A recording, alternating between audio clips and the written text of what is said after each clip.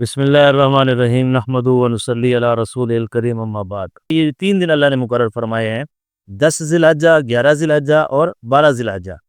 کہ ان دنوں میں اللہ پاک کیا جو سب سے پسندیدہ ترین عبادت ہے وہ ہے احراق دم، یعنی خون کو بہانا۔ تو اصل قربانی جو ہے وہ فقط اتنی ہے کہ آپ نے جانور کے گلے پر چھری چلا کر جب خون کا فوارہ پھوٹتا ہے بس آپ کی عبادت پوری ہو۔ یہ قربانی اصل صرف اتنی ہے کہ وہ آدمی جو صاحب نصاب ہے، 1,80,000 آج سکہ راج الوقت کا جو مالک ہے، اس کے اوپر قربانی فرض ہے، اور قربانی بھی یہی ہے کہ گردن پر چھری چلانی ہے۔ باقی اس کے گوشت کھانا ہے نہیں کھانا وہ بعد کی چیزیں ہیں، سارا بے شک آپ کھا جائیں، اس کے 3 حصے کر لیں، ایک آپ کھا لیں، ایک دوستوں کو کھلائیں، ایک غربا میں تقسیم کر دیں۔ قربانی اللہ کے ہاں جو پسندیدہ ہے ان 3 دنوں کے اندر وہ قربانی ہے کہ جانور کی گردن پر چھری چلانی ہے۔ اب اس قربانی کو آپ اس سے پہلے کرنا چاہیں یا ان 3 دنوں کے بعد کرنا چاہیں تو وہ قربانی عبادت ہی نہیں ہے، وہ قربانی نہیں ہوگی بلکہ وہ گوشت کا صدقہ کہلائے گا۔ یعنی ان نفلی عبادت بھی کوئی بندہ کرنا چاہے کہ 10 11 12 ذی الحجہ کی غروب آفتاب کے بعد کوئی آدمی کیا ایک 1000 اونٹ ذبح کر دے، وہ قطعاً اس قربانی والی عبادت کو نہیں چھو سکتا جو اللہ نے ان 3 دنوں میں مقرر کی۔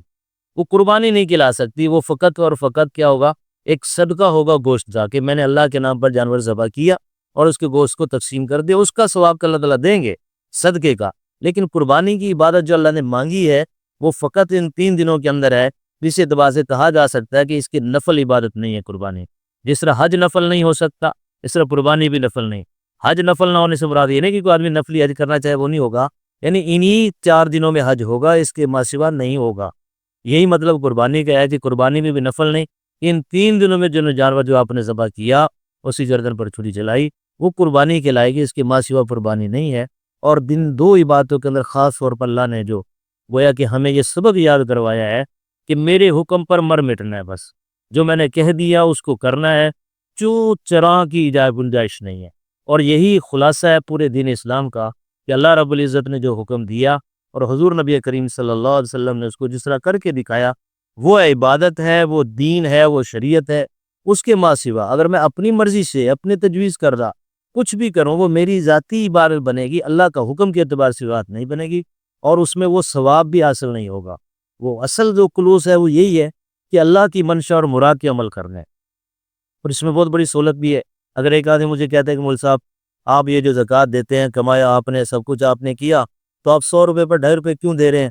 یا 1 لاکھ کے اوپر 2,500 آپ کیوں جو زکوٰۃ دے رہے ہیں؟ میں کہوں کہ اللہ کا حکم ہے۔ فجر کے وقت اٹھ کر نماز کیوں پڑھتے ہیں؟ میں کہوں گا اللہ کا حکم ہے۔ 5 نمازیں کیوں پڑھتے ہیں؟ کہ اللہ نے 5 فرمائی ہیں، 6 کا نہیں کہا، 8 کا نہیں کہا، 3 کا نہیں کہا۔ آپ روزے کیوں رکھتے ہیں؟ ماہ رمضان کے اندر بھی اللہ نے فرمایا ہے۔ تو مسلمان کی تو پوری زندگی بس اس ایک نقطے پر گھومنی چاہیے کہ میرا ہر عمل اللہ کے حکم کے مطابق ہو اور حضور نبی کریم صلی اللہ علیہ وسلم کی سنت کے مطابق ہو، تو وہ دین ہے۔ اس کے ماہ سوا میرا اپنا تجویز کردہ کچھ بھی چیز ہے وہ دین کا حصہ نہیں۔ سمون صاحب، اس میں ایک یہ سوال پیدا ہوتا ہے کہ ایک جانور کی جان لینا یا اس کا خون بہانا، تو کیا یہی مقصد ہے؟ سوال یہ ہے کہ وہ جانور کس نے پیدا کیا؟ رب نے۔ اللہ تعالیٰ نے پیدا کیا۔ ہمیں کس نے پیدا کیا؟ اللہ تعالیٰ نے پیدا کیا۔ ہماری عام زندگی ویسے آپ دیکھیں، ہم پانی پیتے ہیں، سائنس یہ مانتی ہے نا کہ اس میں جراثیم ہوتے ہیں، ہم ان کو پی جاتے ہیں۔ ہم درخت کا اپنی فرنیچر بنانے کے لیے اکھیڑتے ہیں، اس درخت کے نیچے کتنے جانوروں نے پناہ لی ہوتی ہے، کتنی چیونٹی نے بل بنائے ہوتے ہیں، اور وہ خود درخت بھی تو جاندار ہے، اس کے اندر بھی تو زندگی ہے، حیات ہے۔ تو ہم یہ جو انڈے کھا جاتے ہیں تو انڈے کے اندر حیات نہیں ہے، ہم جانور ذبح کر کے کھاتے ہیں، جانوروں میں بھی حیات ہے۔ تو یہ تو سوال ہی فضول ہے کہ انسانی زندگی کی بقا جو ہے وہ حیات کے اوپر ہی ہے۔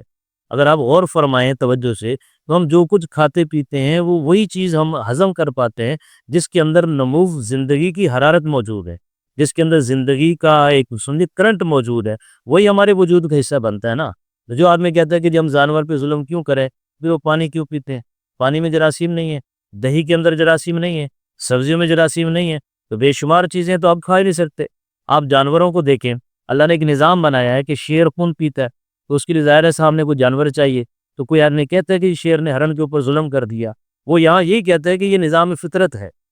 یہ نظام فطرت ہے۔ بہت سارے پرندے دوسرے پرندوں کو کھا جاتے ہیں، بہت سارے زمین کے جانور دوسرے جانوروں کو کھا جاتے ہیں، تو ایک کی موت ہے دوسرے کی حیات ہے، یہ تو قوانین فطرت ہے۔ اب اللہ تعالیٰ نے ہمیں جو پیدا کیا کہ پوری کائنات بھی تو میرے لیے ہی بنائی ہے نا جی، میں ان ہواؤں سے لطف اندوز ہوتا ہوں، میں ان موسموں کا مزہ اٹھاتا ہوں، میں زمین کے پیدا کیے ہوئے اناج کو استعمال کرتا ہوں، تو یہاں اسے استعمال کرنے کو مجھے روکتا ہے؟ اگر یہی سوال اٹھانا ہے تو پتھر کو اگر زبان دے دی جائے تو وہ نہیں کہے گا کہ میرا کیا قصور ہے کہ میرے اوپر انسان ہل چلا کے میرے سینوں کو پھاڑ دیتا ہے؟ زمین کو اگر زبان مل جائے تو کہے گی میرا کیا قصور ہے کہ انسان ہر 2-3 ماہ کے بعد میرے سینے کو اگر چیر دیتا ہے؟ پانی نہیں کہہ سکتا کہ میں اچھا بھلا بہ رہا تھا، انسان اٹھا کے مجھے پی گیا۔ تو یہ چیزیں وہی آدمی کرتا ہے جس کو سینس نہیں ہے، جس کو پتہ نہیں ہے۔ اللہ نے ایک مخلوق مجھے بنایا، اللہ نے ایک مخلوق بکری کو بنایا، پھر اللہ نے مجھے اجازت دی ہے کہ تو جو بکری میں نے یہ تیرے لیے پیدا کی ہے، ایک حلال جانور پیدا کیا ہے، اس سے نفع اٹھا۔ اللہ تو فرما رہا ہے اس پر سواری بھی کر، اس کا دودھ بھی پی اور اس کو کھا بھی جا۔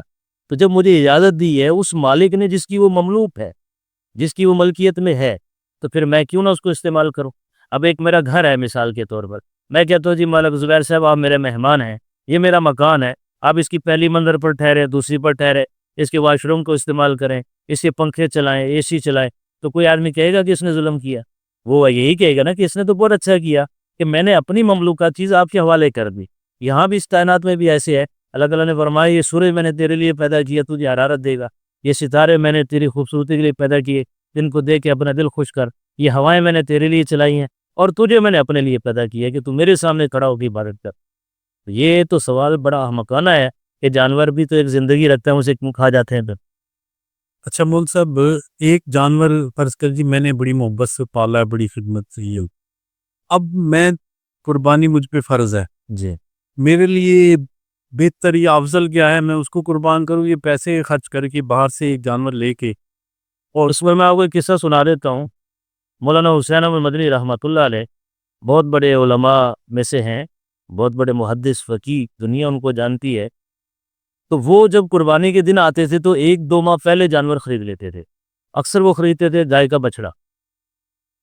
اس کو خود لے جاتے باہر گھاس چرانے کے لیے، اس کی خدمت کرتے، اس لیے پٹھے لے کر آتے، حتیٰ کہ جب وہ سبق پڑھانے جاتے دارالحدیث میں تو بچڑا بھی ساتھ جاتا، وہ دارالحدیث کے باہر بیٹھ جاتا،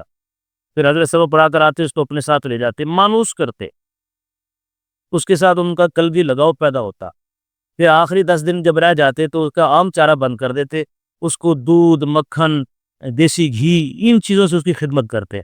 اور پھر جس دن قربانی کا دن آتا عید قربان کو، جب وہ چھری چلاتے تو مولانا حسین احمد مدنی رحمۃ اللہ علیہ کی آنکھوں سے آنسو بہہ رہے ہوتے تھے، اور وہ یہ کہا کرتے تھے کہ یا اللہ، یہ میں نے اپنی دل پسند چیز، اپنے دل کی خوشی کی چیز تیرے لیے قربان کی ہے، اور تو بھی تو یہی چاہتا ہے نا کہ جو اللہ کو جو ہے وہ اللہ کے لیے کیا خرچ کو، لن تنالوا البر حتی تنفقوا مما تحبون، کہ تم اس وقت تک نیک ہو ہی نہیں سکتے جب تک تم اپنی پسندیدہ چیز اللہ کے راستے میں خرچ نہ کرو۔ اب یہ قربانی کے جانور پر چھری چلانی، اتنا اس سے تعلق تو ہونا چاہیے کہ انسان کے کچھ آنسو نکلے، اپنی پسندیدہ چیز اللہ کی رضا پہ قربان کرنے کا جذبہ ہو۔ اور یا میں ساتھ یہ بھی اضافہ کر دوں کہ عموماً دیکھا گیا ہے کہ لوگ جانور خریدتے ہیں قربانی کا تو پھر اس کو لے کے شوخیاں کرتے ہیں، دوسروں کے ساتھ مقابلے کرتے ہیں کہ میرا جانور اتنا مہنگا، آپ نے تو اتنا لیا۔ اگر شوخی کی تو یہی عبادت گلے پڑ جائے گی، یہ اللہ کے یہاں قبول ہی نہیں ہے۔ ہیں جی، لن ینال اللہ لحومها ولا دماؤها ولکن ینال التقوی منکم، اللہ فرماتے ہیں مجھ تک نہ گوشت پہنچتا ہے تمہارا، نہ خون پہنچتا ہے، مجھ تک تو تمہارے دل کا تقوی پہنچے گا۔ تو دل کا تقوی یہی ہے کہ یہ قربانی خالص اللہ کے لیے کرنی، اللہ نے حکم جو دیا ہے۔ اس میں میں نے یہ نہیں دیکھنا کہ میں اپنے یہ پیسے جو ہے کسی فلاحی ادارے میں لگا دوں، کوئی سکول بنا دوں، کسی بیوہ کی شادی کروا دو، کسی یتیم بچے کی شادی کروا دو، اس کے لیے باقی پیسے نہیں رکھے ہوئے، اللہ نے منع تھوڑی کیا ہے۔ یہ سوال بھی اٹھانا شروع کر دیتے ہیں قربانی پر، نعوذ باللہ مسلمان اربوں روپیہ خرچ کر دیتے ہیں، تو یہ اربوں روپیہ کسی جو ہے اسکول بنانے میں لگا دیں، کسی بچوں کا ہسپتال بنا دیں، مریضوں کے لیے ہسپتال بنا دیں۔ تو ان سے میں سوال کرتا ہوں کہ جب اپنی پوتھی بناتے ہیں، جب اپنی گاڑی خریدتے ہیں یا لاکھوں روپے کا مہنگا موبائل لیتے ہیں، تب یہ سوچ کہاں چلی جاتی ہے؟ اس وقت کوئی آدمی کہتا ہے کہ جناب سیٹھ صاحب آپ نے جو ہے 70 لاکھ کی گاڑی لے لی ہے، آپ اسے ہسپتال بنا دیتے۔ وہ سیٹھ یہی کہے گا بھی اللہ نے مجھے طاقت دی ہے، میں گاڑی بھی خریدتا ہوں، میں ہسپتال بھی بنا دیتا ہوں۔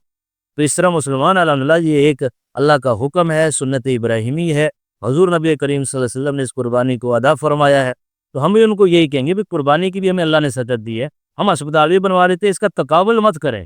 یہ آدمی ایسی ایک آدمی کہے گا جی آپ اس وقت نماز پڑھ رہے ہیں، بول صاحب آپ قرآن مجید پڑھ لیتے، جو کوئی آدمی تلاوت کر رہا ہے آپ اسے کہے جی اس میں تسبیح کر لیتے۔ ہر چیز کی اپنی جگہ ایک حیثیت ہے، جہاں اسلام نے قربانی کا حکم دیا ہے وہیں اسلام یہ بھی تو کہتا ہے نا کہ اپنے ہمسائے کا بھی خیال کرنا ہے، وہیں دین یہ بھی تو کہتا ہے کہ یتیموں کا خیال کرنا ہے، نہ ان کا مال کھانا ہے، نہ ان کو تکلیف دینی ہے، کسی کے پر ظلم نہیں کرنا، یہ ساری چیزیں دین کا حصہ ہیں۔ دین کی اپنی عبادات کے اندر تقابل یہ چشتہ نہیں ہے۔ یہ آدمی صرف وہ بات کرتا ہے جو نہ دین کو سمجھتا ہے۔ لبرل لوگ جیسے کہتے ہیں کہ جنہوں نے کہیں نہ کہیں سے اسلام کی خامی ہی ڈھونڈنی ہے۔ اسلام میں الحمدللہ کہیں خامی نہیں ہے۔ خامی اگر ہے تو میری سوچ میں ہے، میرے کردار میں ہے، تو میری اپنی جو ایک تربیت ہوئی ہے، اگر میں اس دین سے محبت کرتا ہوں تو ہر عمل مجھے محبت والا نظر آئے گا، اور اگر خدا نہ خواستہ دین کی محبت نہیں ہے تو ہر عمل برا نظر آئے گا، میری دنیا بھی برباد ہوگی اور آخرت بھی برباد ہوگی۔ یہ دنیا تو 4 دن کی زندگی ہے، بلکہ 2 دن کی زندگی ہے۔ الدنیا مزرع الاخرہ، یہ دنیا جو ہے وہ آخرت کی کھیتی ہے۔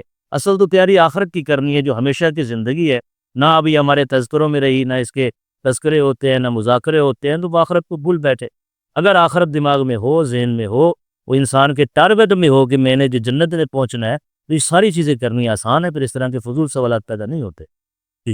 مول صاحب اگر میرے پاس پیسے ہیں اور میں جانور خریدنے جاتا ہوں، جی اب ایک جانور ہے بہت ہی خوبصورت، لیکن اس کے جو اس میں سے گوشت آنا ہے اس کی اتنی قیمت نہیں ہے، اس سے 5 گنا زیادہ قیمت وصول کی جا رہی ہے اس کی خوبصورتی کی وجہ سے، تو میرے لیے بہتر کیا ہے، میں وہ لوں یا اس پیسوں میں زیادہ سے زیادہ جانور لے کے قربان کروں، وہ بہتر ہے؟ دیکھیں، بات وہ آ جاتی ہے کہ کچھ چیزیں ہوتی ہیں فتوے کی اور کچھ چیزیں ہوتی ہیں تقوی کی۔ ایک ہوتا ہے فتویٰ اور ایک ہوتا ہے تقوی۔ تو قربانی کا فلسفہ جیسے میں نے پہلے عرض کیا، اگر اس کو مد نظر رکھتے ہیں کہ اصل ہے اللہ کے لیے جانور کی گردن پہ چھری چلانا، گوشت تو مقصود ہی نہیں ہے نا، گوشت تو مقصود ہی نہیں ہے۔ اگر ایک آدمی کہتا ہے جی میں 10 جانور کروں گا تاکہ گوشت زیادہ تقسیم ہو، سوچ تو ٹھیک ہے اپنا، لیکن اصل اس کی نیت یہ ہونی چاہیے کہ میں اللہ کے راستے پہ 10 جانوروں کی قربانی دوں گا، اللہ ان 10 کے 10 کو ہی قبول کر لے۔ کھانے کا وہ گوشت کے نظام پہ ہے ہی بعد کا، اس کا اصل بنیادی قربانی سے تو کوئی تعلق نہیں ہے نا اس کا۔ اصل سوچ یہ دیکھنی ہے کہ میں قربانی کس نیت سے کر رہا ہوں، اللہ کا حکم سمجھ کر رہا ہوں، پھر جب میں اللہ کا حکم سمجھ کر رہا ہوں تو پھر میں اعلیٰ سے اعلیٰ کروں،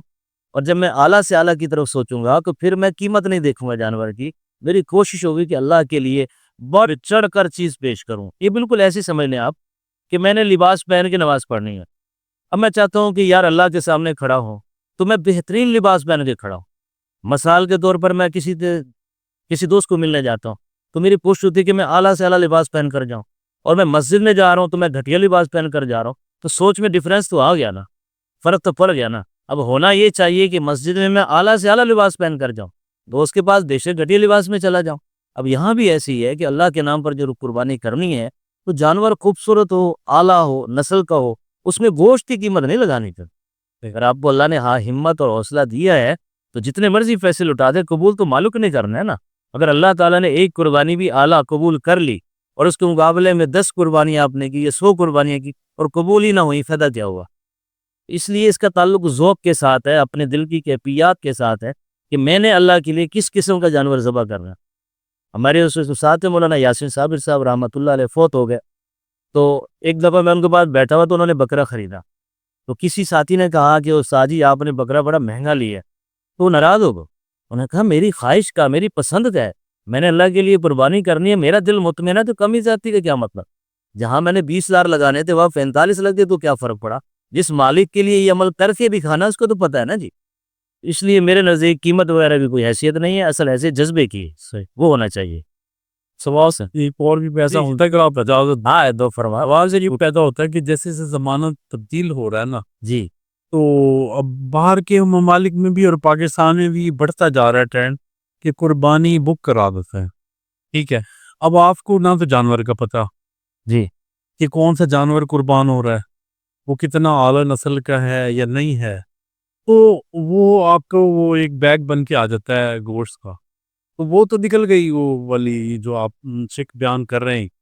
تو پھر نہیں، اس میں یہ دیکھ لینا، وہ تو میں نے ایک آپ کو صورت بتلائی ہے نا، یہ اصل تو یہ ہے، اعلیٰ تو یہ ہے کہ انسان جانور خود پالے۔ قربانی کا مقصد بھی یہی ہے کہ جب اگر اس کے تھوڑا فلسفے بھی اگر ہم چلے جائیں تو جب انسان اپنے ہاتھ سے چھری سے جانور کو ذبح کرتا ہے تو انسان میں شجاعت پیدا ہوتی ہے۔ آپ دنیا میں سروے کروا کے دیکھ لیں کہ جو قوم گوشت کھاتی ہے اور جو قوم گوشت نہیں کھاتی، وہ گوشت نہ کھانے والوں سے گوشت کھانے والے بہادر زیادہ ہیں۔ خوراک کے بھی تو ہمارے اوپر اثرات پڑتے ہیں نا جی۔ تو قربانی کا اصل مقصد بھی یہ ہے کہ جو آدمی اپنے ہاتھ سے اپنے چھری سے اپنے جانور کو اللہ کے لیے قربان کر رہا ہے وہ سب کچھ قربان کرنے کو تیار سب سے افضل وہی اویل تو وہی کم از کم اپنے سامنے لیکن پھر وہ بات جیسے آپ نے بتائی کہ اب جیسے ہمارا زمانہ آ گیا، اب ہمیں ذبح نہیں کرنے آتا، کوئی ہم سے مرغی ذبح کروائے وہ ہم سے ذبح نہیں ہوتی، کہ جی کیسے چلانی ہے، میں نے آج تک مرغی ذبح نہیں کی، اب حالات بن گئے نا ایسے، تو اس میں وہ سہولت کے درجے میں وہ ایسے ادارے جن پر آپ کو پورا اعتماد ہو کہ وہ شریعت کے اصولوں کے مطابق قربانی کرتے ہیں، اس کے مطابق حصے رکھتے ہیں، پھر جب وہ تقسیم کرتے ہیں تو پوری ہڈیاں الگ، گوشت الگ، چربی الگ، اور اس کے پورے حصص کا 100% شریعت کے مطابق تقسیم کرتے ہیں، شرح صدر ہے آپ کو، یعنی دل کھلا ہے اس کے بارے میں، دل میں تنگی نہیں ہے، تو اس جگہ آپ پیسے جمع کروا کے تو قربانی آپ کی ضرور ہو جاتی ہے۔ صحیح کیا، یہ فتوے کے حساب سے ہو جاتی ہو جاتی ہے، تقوی کے حساب سے بھی ہو جاتی ہے، اگر آدمی جو ہے تعاون سوچتا ہے کہ ادارے میں اس لیے جمع کروا رہے ہیں کہ چلو کھال وہ رکھ لیں گے، ان کو کھال کا فائدہ ہوگا نا، اور کھال وہ اپنی بیچ کر ان طلباء پر لگائیں گے کہ دین حاصل کر رہے ہیں، یہ تو ایک پوری چین ہے نا، پورا سلسلہ ہے، دین کی جس شاخ پر آپ ہاتھ رکھیں گے آخر میں اللہ تعالیٰ نظر آئیں گے آپ کو کہ سفل کو اللہ کی اپنے فائدے اپنے فائدے ہیں، اپنے فوائد اس میں۔ اصل قربانی جو اگر آپ دیکھیں بیسیکلی جو لوگ کہتے ہیں کہ جی یہ کیا ہے، عمل ہے، پیسے ضائع کر دیتے ہیں، ان کو ایک سیٹ کا 1 لاکھ روپیہ یا 1.5 لاکھ روپیہ یا 2 لاکھ روپیہ خرچ کرنا تو سمجھ میں آتا ہے، لیکن ان کو یہ سمجھ نہیں آتا کہ قربانی کے جانوروں کے لیے پورے پاکستان میں، پورے ہر صوبے میں، بلکہ پوری دنیا میں باقاعدہ یہ کہ پوری انڈسٹری کھڑی ہو جاتی ہے کہ جانور پالے جاتے ہیں، بکریاں بھی، بھیڑیں بھی، گائیں بھی، بچڑے بھی، یہ ساری چیزیں جو قربانی ہوتی ہیں، اونٹ بھی پالے جاتے ہیں، پھر جب قربانی کے دن آتے ہیں تو اربوں روپے کی ٹرانزیکشن ہوتی ہے، پھر اس کے اندر صرف وہی جانور ہی نہیں، ٹرانسپورٹ کتنا فائدہ ہوتا ہے، پورے ملک کے اندر ٹرانسپورٹ کے ساتھ کتنے یعنی روزگار کھل جاتا ہے، دیر کسائیوں کا روزگار کھل جاتا ہے، تو یہ ساری چیزیں اگر آپ کیلکولیٹ کریں آپ کی عقل دنگ رہ جائے گی کہ اللہ تعالیٰ کے اس ایک حکم کے اندر کتنا زیادہ اللہ تعالیٰ معیشت کو سرکولیٹ کر دیتے ہیں۔ بڑی مہربانی مولانا صاحب، مہربانی جی، آپ شکریہ۔ جزاک اللہ۔